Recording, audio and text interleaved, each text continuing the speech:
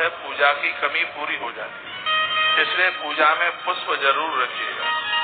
घर में भी गमलों में आप फूल लगा लीजिएगा, जगह नहीं है तो ऐसी कुछ व्यवस्था कर लें कि फूल की व्यवस्था हो जाए। कौन कौन से फूल शंकर को प्रसन्न है? कमलई शतपत्रई शंख पुष्पई परिष्ठता। फूलों में कमल का फूल भगवान महादेव को अति प्रिय है, इससे वो अति प्रसन्न हो जाते हैं और इनको फूल चढ़ाने से लक्ष्मी की वृद्धि होती है। भगवान नारायण 108 फूल रोजाना भगवान को चढ़ाते हैं। पूर्व में मैंने बताया है कि भोलेनाथ ने एक फूल ही चुरा लिया भगवान की परीक्षा लेने के लिए।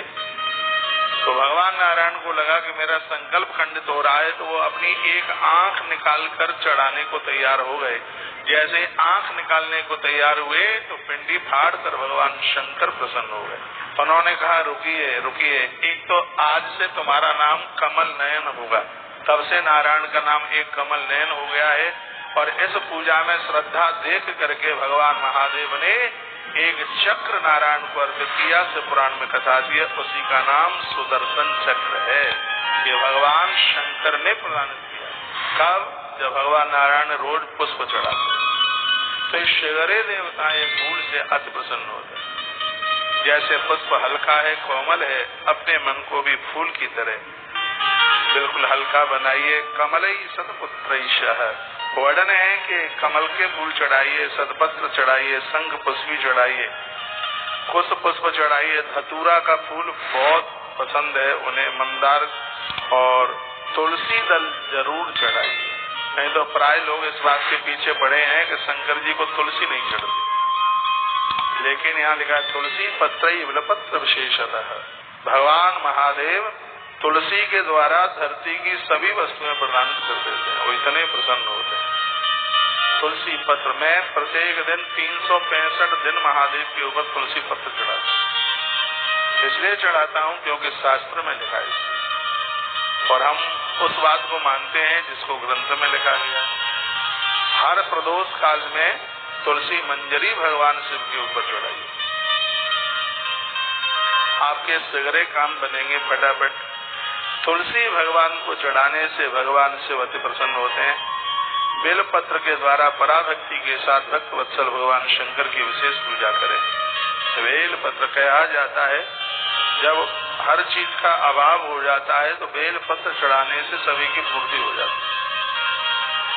शिव को केवल बेल पत्र ही अर्पित आप कर देते हैं तो इससे भी सभी सामग्री की पूर्ति हो जाती है।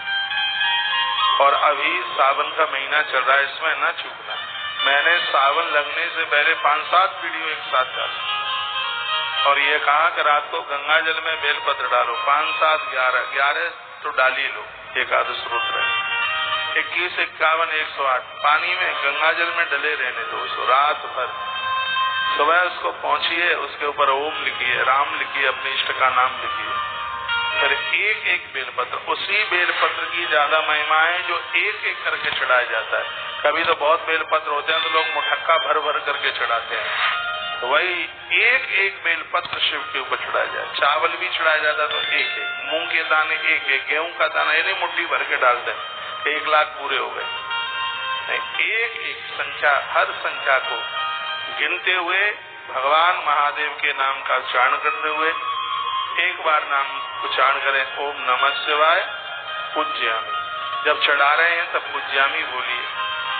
फिर देखिए कितना आनंद होता है, आपका मन मयूर नाचेगा, आनंद हो जाए। इतना आनंद है भगवान की पूजा करने में। तुलसी पत्रई बिल्वपत्रई विशेषतः। बेल पत्र जैसे गणेश जी के लिए दूर्वा बहुत विशेष है, माँ दुर्गा के लिए गुड़ैल का फूल बहुत ज्यादा विशेष है।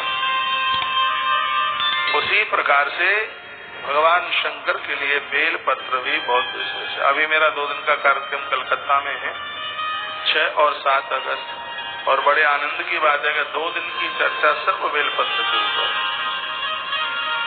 यहाँ तो 7-8 दिन की कथा में तो छू छू के चलना पड़ता है, वहाँ 2 दिन पूरा का पूरा बेल पत्र के ऊपर। और मुझे लगता है कि उस दिन जब आप बेल पत्र का महात्म्य सुनेंगे तो जिंदगी में कभी शंकर को बेल पत्र चढ़ाए बिना नहीं रहता। आयुर्वेद में भी इसका बहुत बड़ा प्रभाव है।